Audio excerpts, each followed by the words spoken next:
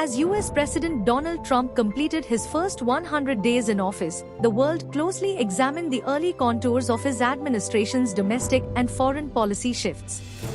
Marked by bold executive orders, controversial immigration policies, and a focus on economic nationalism, Trump's initial days have redefined the traditional script of American governance. On the foreign front, Trump's America First rhetoric reshaped global alliances.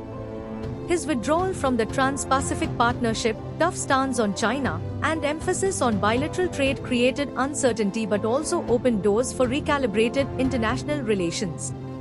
India, watching keenly, recognized both opportunities and challenges in Trump's evolving global vision.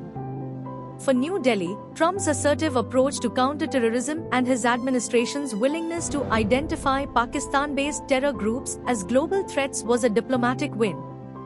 Furthermore, the US continued strategic engagement with India, including defense cooperation and Indo-Pacific security dialogue, underscored the importance of India in Washington's long-term regional calculations.